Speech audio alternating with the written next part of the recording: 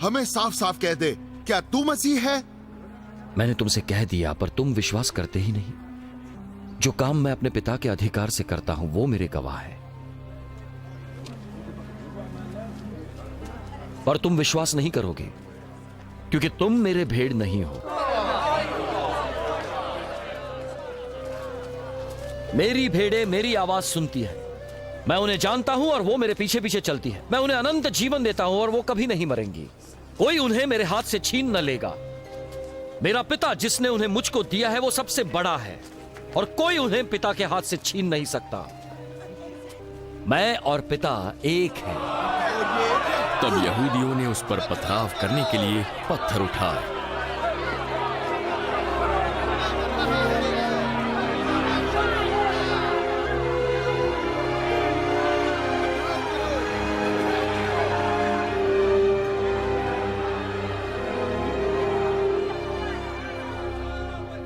मैंने तुम्हें अपने पिता की ओर से बहुत से भले काम दिखाए हैं। उनमें से किस काम के लिए तुम मुझ पर पथराव करते हो? तेरे भले कामों के लिए तुझ पर पथराव नहीं करना चाहते, परंतु तूने निंदा की है। तू तो एक मनुष्य है और अपने आप को परमेश्वर बनाता है।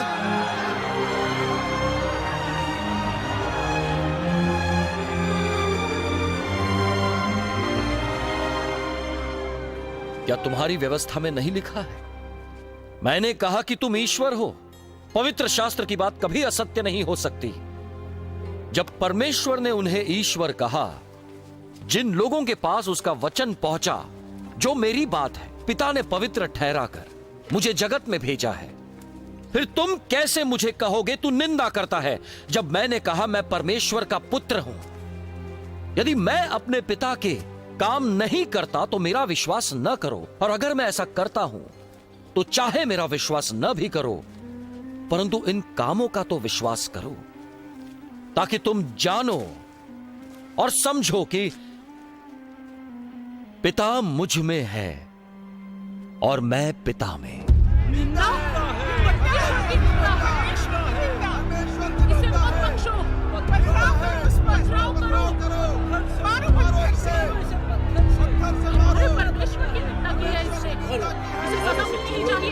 तब उन्होंने फिर से यीशु को पकड़ना चाहा, पर वो उनके हाथ से निकल गया। फिर यीशु यरदन के पार उस स्थान पर चला गया जहां यूहन्ना पहले बपतिस्मा दिया करता था, और वहीं रहा। बहुत से लोग उसके पास आकर कहते, यूहन्ना ने कोई चिन्ह नहीं दिखाया, पर इसके विषय में सब कुछ सच सच कहा, और बहुतों ने उस पर विश्वास किया।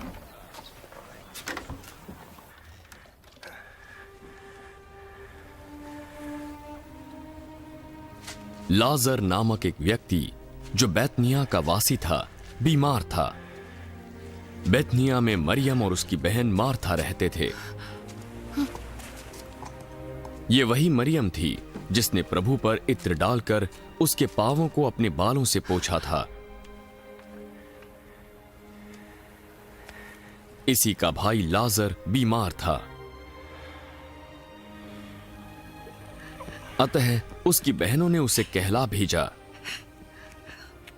प्रभु, तेरा प्रिय मित्र लाजर बीमार है।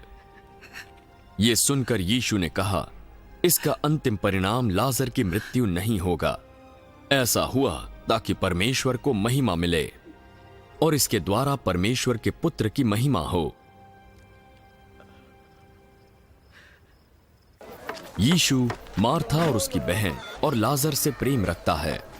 फिर भी जब उसने सुना कि वो बीमार है, तो जिस स्थान पर वो था वहां 2 दिन और ठहर गया। इसके बाद उसने चेलों से कहा, आओ यहूदिया को चले। हे रब्बी, अभी तो लोग उस स्थान पर पथराव करना चाहते थे, क्या तू फिर भी वहां जाता है? क्या दिन के 12 घंटे नहीं होते?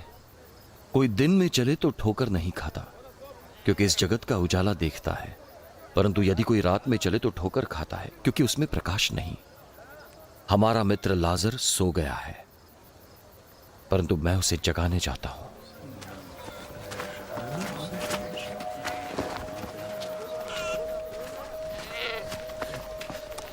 अगर वो सो गया है प्रभु, तो वो स्वस्थ हो जाएगा। यीशु ने उसकी मृत्यु के विषय में कहा था, पर वे समझे वो नींद में सो रहा है, तो यीशु ने साफ साफ कह दिया, लाजर मर गया और मैं तुम्हारे कारण आनंदित हूं कि मैं वहां न था, जिससे तुम विश्वास करो। चलो हम उसके पास चले। तब थोमा, जिसे जुड़वा कहते थे, साथी चेलों से बोला, चलो हम सब रब्बी के संग चलें ताकि उसके साथ मर जाएं। वहां पहुंचने पर यीशु को यह मालूम हुआ कि लाजर को कब्र में रखे 4 दिन हो चुके हैं। बेतनिया यरूशलेम के समीप कोई 2 मील की दूरी पर था। बहुत से यहूदी मार्था और मरियम के पास उनके भाई की मृत्यु पर दिलासा देने आए थे। जब मार्था ने सुना कि यीशु आया है तो वो उससे मिलने गई, परंतु मरियम घर में बैठी रही। यदि तू यहाँ होता है प्रभु, तो मेरा भाई कभी न मरता। और अब भी मैं जानती हूँ कि जो कुछ तू परमेश्वर से मांगेगा वो तुझे देगा। तेरा भाई फिर जी उठेगा। मैं जानती हूँ कि अंतिम दिन वो जी उठेगा। पुनरुत्थान और जीवन मैं ही हूं। जो कोई मुझ पर विश्वास करता है वो यदि मर भी जाए तो भी जिएगा। जो कोई जीवित है और मुझ पर विश्वास करता है वो कभी ना मरेगा। क्या तू विश्वास करती है?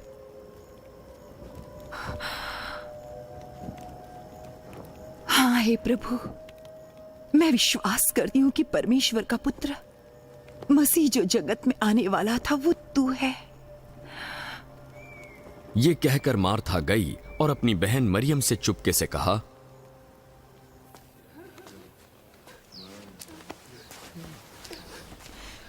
गुरु यहाँ है और तुझे बुलाता है। जब मरियम ने ये सुना तो वो तुरंत उठकर उसके पास आई। यीशु अभी गांव में नहीं पहुंचा था, परंतु उसी स्थान में था जहां मार्था ने उससे भेंट की थी। तब जो यहूदी उसके साथ घर में थे और उसे दिलासा दे रहे थे, उसके पीछे हो लिए। जब उसे उठकर बाहर जाता देखा, वे समझे वो कब्र पर रोने जा रही है।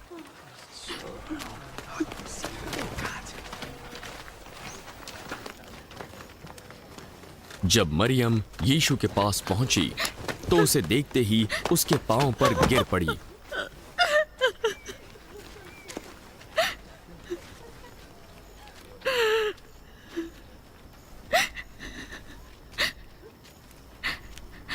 हे प्रभु,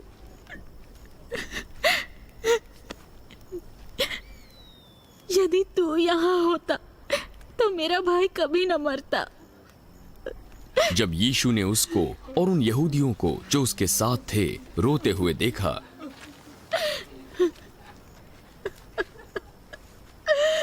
तो आत्मा में बहुत ही उदास और व्याकुल हुआ।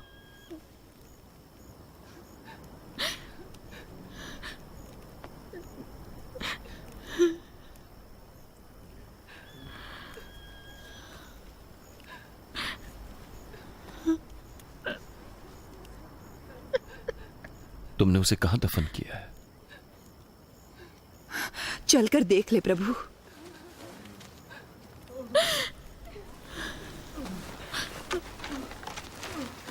यीशु रोया।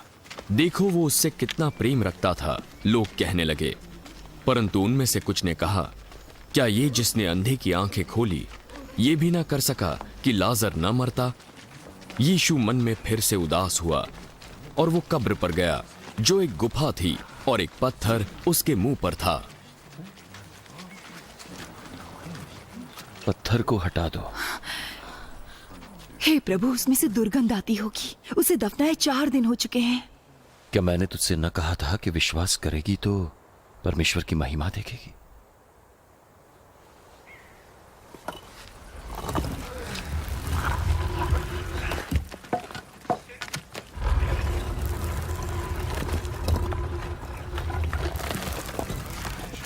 तब उन्होंने पत्थर को हटाया।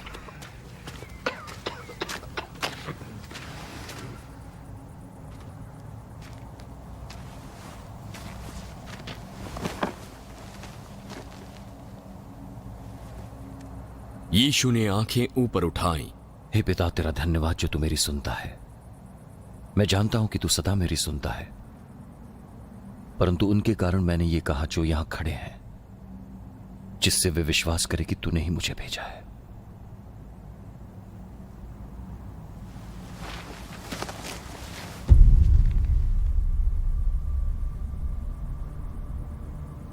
ये कहकर वो ऊंची आवाज में पुकार उठा, लाजर, बाहर आ जा।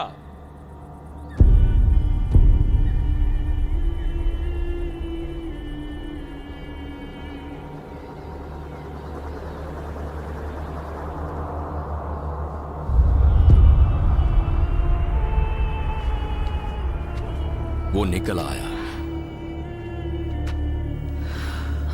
उसके हाथ पांव कफन में लिपटे हुए थे और मुंह अंगोछे से लिपटा हुआ था।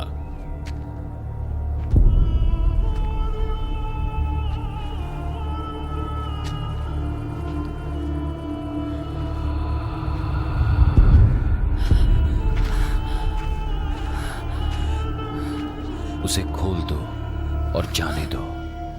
तब जो मरियम के पास आए थे और यीशु के काम को देखा तो उनमें से बहुतों ने उस पर विश्वास किया, परंतु उनमें से कुछ ने फरीसियों के पास जाकर यीशु के कामों का समाचार दिया। इस पर प्रधान याजकों और फरीसियों ने महासभा बुलवाकर कहा, अब हम क्या करें? उन चमत्कारों को तो देखो जो ये व्यक्ति करता है। यदि हम उसे ये करने देंगे तो सब उस पर विश्वास ले आएंगे और रोमी आकर हमारी जगह और जाति दोनों पर अधिकार कर लेंगे। तब उनमें से कैफा नामक एक व्यक्ति जो उस वर्ष महायाजक था बोला, तुम सब मूर्ख हो। क्या ये नहीं समझते कि भला है कि एक व्यक्ति हमारे लोगों के लिए मरे और सारी जाति नष्ट ना हो? ये बात उसने अपनी ओर से न कही, परंतु उस वर्ष का महायाजक होकर उसने भविष्यवाणी की कि यीशु यहूदियों के लिए मरेगा और न केवल उस जाति के लिए वरन इसलिए भी कि परमेश्वर की तितर बितर संतानों को एक कर दे। उसी दिन से यहूदियों के प्रधान उसे मार डालने का षड्यंत्र रचने लगे। तो यीशु उस दिन से खुलेआम नहीं आता जाता, परंतु जंगल के निकट बसे प्रदेश में इफ्राइम नामक नगर में अपने चेलों के साथ रह पड़ा। यहूदियों का फसह पर्व था और बहुत से लोग फसह से पहले देहात से यरूशलेम को गए कि अपने आप को शुद्ध करें। वे यीशु को ढूंढ रहे थे और जब मंदिर में जमा हुए तो आपस में पूछने लगे, तुम क्या सोचते हो, क्या वो पर्व में नहीं आने वाला? प्रधान याजकों और फरीसियों ने यह आदेश दे रखा था कि यदि कोई ये जाने कि यीशु कहाँ है तो बताए, ताकि वो उसे पकड़ सकें। फसह से 6 दिन पहले यीशु बेतनिया में आया, जो लाजर का गांव था, जिसे उसने मरे हुओं में से जिलाया था।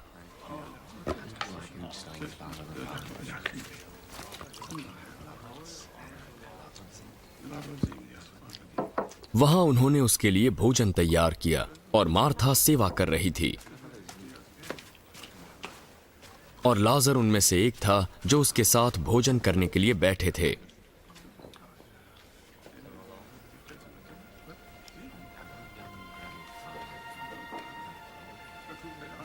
तब मरियम ने जटामासी का आधा सेर बहुमूल्य इत्र लेकर यीशु के पांव पर डाला और अपने बालों से उसके पांव पोंछे और इत्र की सुगंध से घर सुगंधित हो गया। पर यीशु का एक चेला यहूदा इस्करियोती जो उसे पकड़वाने वाला था बोला, ये इत्र 300 दिनार में बेचकर कंगालों को क्यों न दिया गया?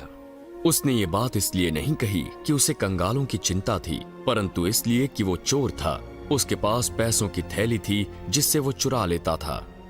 उसे रहने दो। उसे मेरे ये गाड़े जाने के दिन के लिए रखने दो। कंगाल तो तुम्हारे साथ सदा रहते हैं, परंतु मैं तुम्हारे साथ सदा नहीं रहूंगा।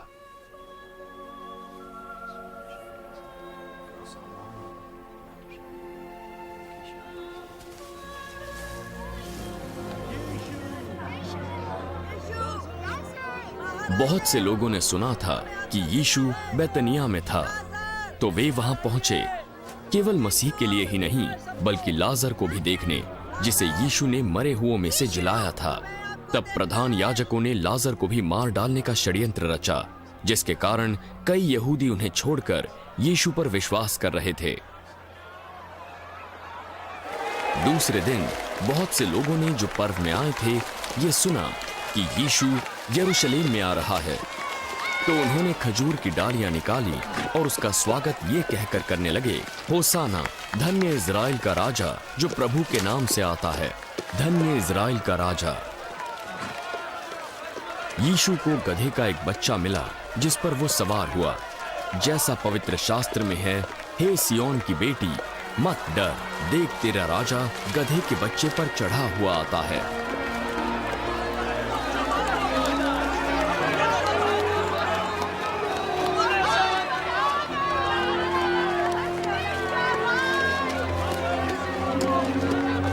उसके चेले ये बातें पहले न समझे थे, परंतु जब यीशु की महिमा प्रकट हुई तो उनको स्मरण आया कि ये बातें उसके विषय में लिखी हुई थीं और लोगों ने उससे इसी प्रकार का व्यवहार किया था।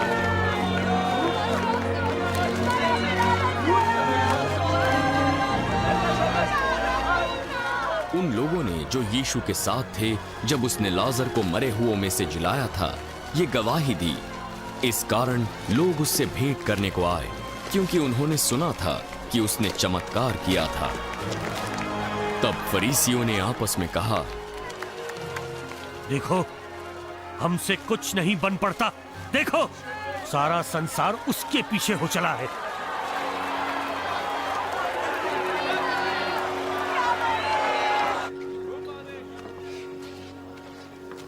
जो लोग उस पर्व में आराधना के लिए आए थे उनमें से कुछ यूनानी थे। उन्होंने गलील के बैतसैदा के रहने वाले फिलिपुस के पास आकर कहा, श्रीमान, हम यीशु से भेंट करना चाहते हैं। फिलिपुस ने अंद्रियास से जाकर कहा। तब दोनों ने जाकर यीशु से कहा।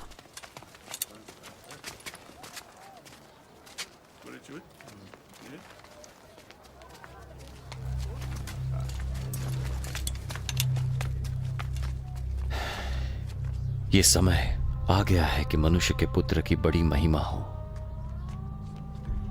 मैं तुमसे सच सच कहता हूं कि जब तक गेहूं का दाना भूमि में पड़कर मर नहीं जाता, वो अकेला रहता है।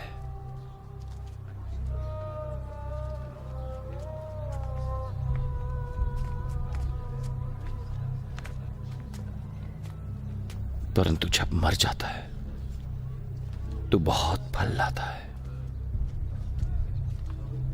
जो अपने प्राण को प्रिय जानता है वो उसे खो देता है। जो इस जगत में अपने प्राण को अप्रिय जानेगा, अनंत काल तक उसे बचाएगा।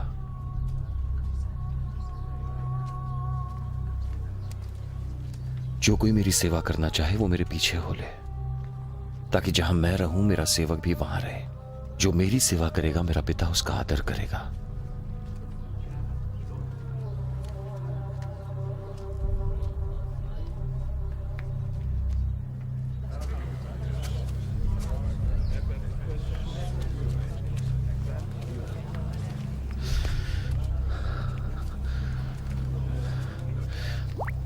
अब मेरा जी व्याकुल है, तो अब मैं क्या कहूं? क्या ये कहूं कि हे पिता मुझे इस घड़ी से बचा लो? पर मैं इसीलिए तो आया ताकि इस पीड़ा की घड़ी को पहुंचूं। हे पिता, अपने नाम की महिमा कर। तब एक आकाशवाणी हुई, मैंने उसकी महिमा की है और फिर से करूंगा। तब जो भीड़ भीड़ थी वो सुन रही थी। तो कुछ ने कहा कि बादल गरजा, तो दूसरों ने कहा कोई स्वर्ग दूत उससे बोला। ये वाणी मेरे लिए नहीं है परंतु तुम्हारे लिए कही गई। अब इस समय संसार का न्याय होता है। अब इस संसार का सरदार निकाल दिया जाएगा। यदि जब मैं पृथ्वी पर से ऊंचा उठाया जाऊं तो सबको अपने पास खींचूंगा। ऐसा कहकर उसने इशारा किया कि वो कैसी मृत्यु मरने वाला है। हमारी व्यवस्था बताती है कि मसीह सर्वदा रहेगा, फिर तू कैसे कहता है कि मनुष्य के पुत्र को ऊंचे पर उठाना अवश्य है? ये मनुष्य का पुत्र कौन है?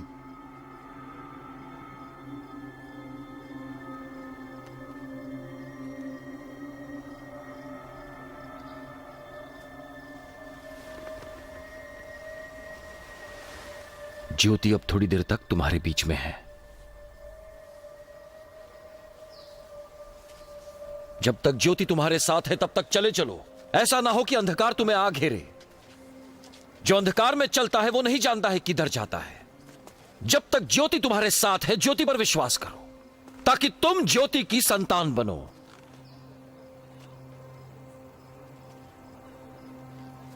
ये बातें कहकर यीशु चला गया और स्वयं को उनसे छिपा लिया। उसने उनके सामने इतने चिन्ह तो दिखाए, तो भी उन्होंने उस पर विश्वास न किया, ताकि यशायाह भविष्यद्वक्ता का वचन पूरा हो जो उसने कहा, हे प्रभु, हमारे समाचार का किसने विश्वास किया है? प्रभु का भुजबल किस पर प्रकट हुआ है? इस कारण कि विश्वास न कर सकें, क्योंकि यशायाह ने यह भी कहा है, उसने उनकी आंखें अंधी और उनका मन कठोर कर दिया है। कहीं ऐसा न हो कि वो आंखों से देखें और मन से समझें और फिरें और मैं उन्हें चंगा करूं।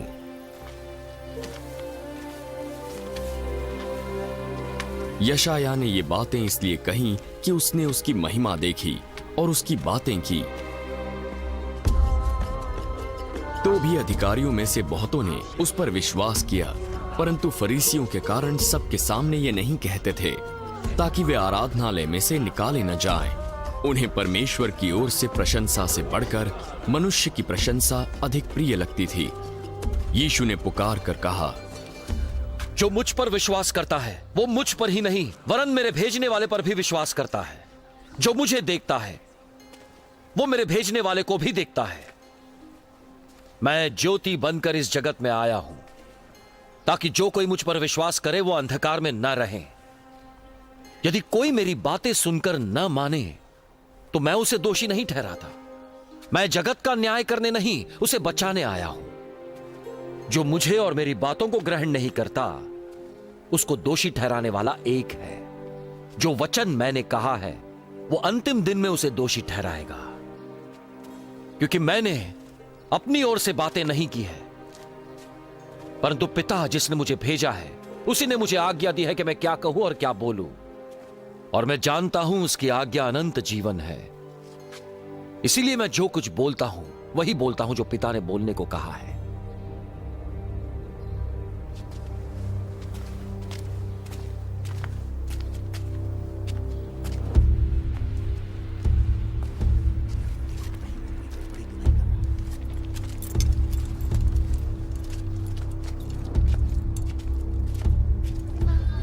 अब वो दिन आया जो फसह के पर्व से पहले का था।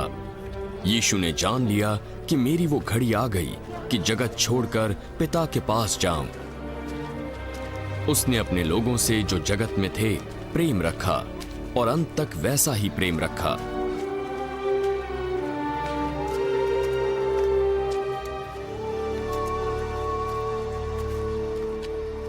यीशु और उसके चेले भोजन कर रहे थे।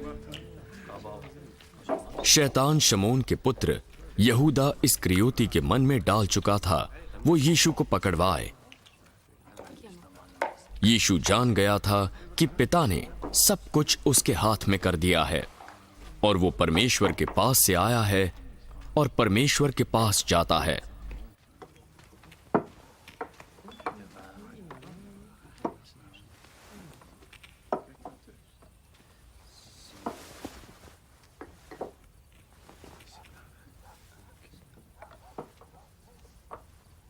वो भोजन पर से उठा और अपने ऊपरी कपड़े उतार दिए और अंगोछा कमर पर बांधी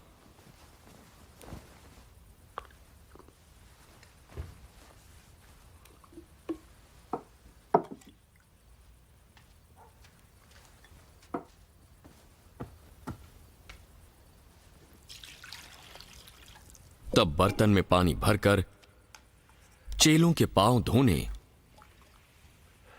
और कमर पर बंधे अंगोछे से पोंछने लगा।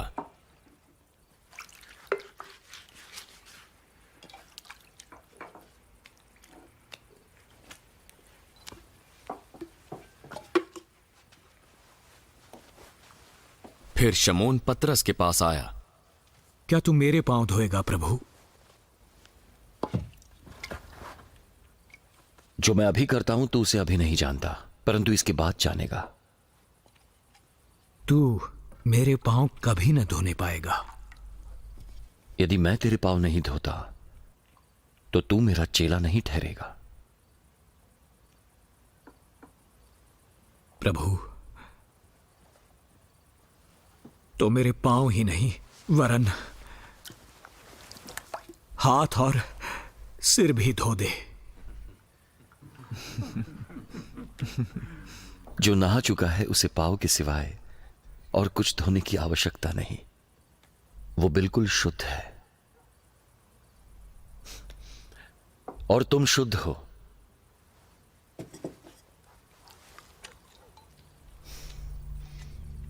सिवाय एक के। यीशु पहले से उसके पकड़वाने वाले को जानता था, इसलिए उसने कहा, सब को छोड़कर एक नहीं।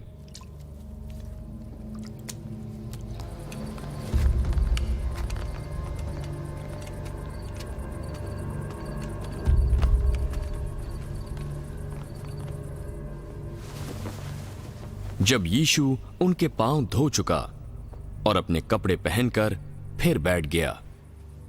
क्या तुम समझे मैंने तुम्हारे साथ क्या किया?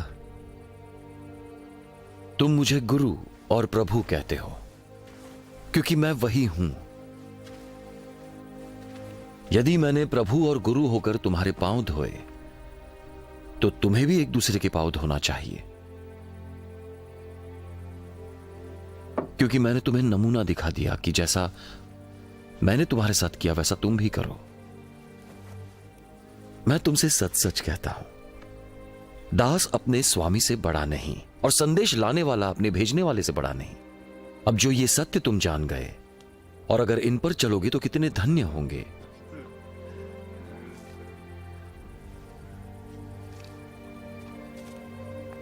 मैं तुमसे सबकी बात नहीं करता, मेरे चुने हुओं को मैं जानता हूं, परंतु पवित्र शास्त्र पूरा हो जो कहता है, जो मेरी रोटी खाता है उसने मुझ पर लात उठाई। मैं इसके होने से पहले तुम्हें जताता हूं कि जब वो हो तो तुम विश्वास करो कि मैं वही हूं। मैं तुमसे सच सच कहता हूं, जो मेरे भेजे हुए को ग्रहण करता है वो मुझे भी करता है, और मुझे ग्रहण करने वाला मेरे भेजने वाले को ग्रहण करता है।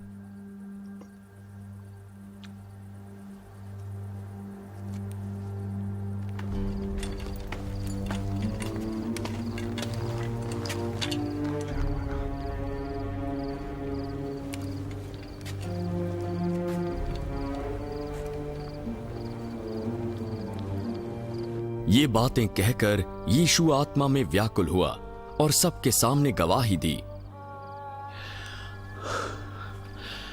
मैं तुमसे सच सच कहता हूं कि तुम में से एक मुझे पकड़वाएगा। क्या मतलब है? कौन से मतलब क्या है?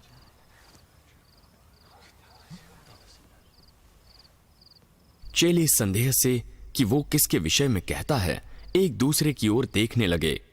उनमें से एक चेला जिससे यीशु प्रेम रखता था, यीशु के पास बैठा था। शमौन पतरस ने उसकी ओर इशारा किया। उससे पूछ वो किसकी बात करता है। तो वो चेला यीशु के निकट और सरका। वो कौन है प्रभु?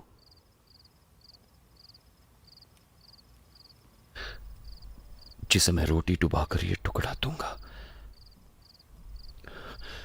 वही होगा। और उसने टुकड़ा डुबोकर शमौन इस्करियोती के पुत्र यहूदा को दिया। यहूदा ने जैसे ही रोटी का टुकड़ा लिया, उसमें शैतान समा गया। जो तुझे करना है जल्दी कर। बैठने वालों में से किसी ने न जाना कि यीशु ने यह बात उससे किस लिए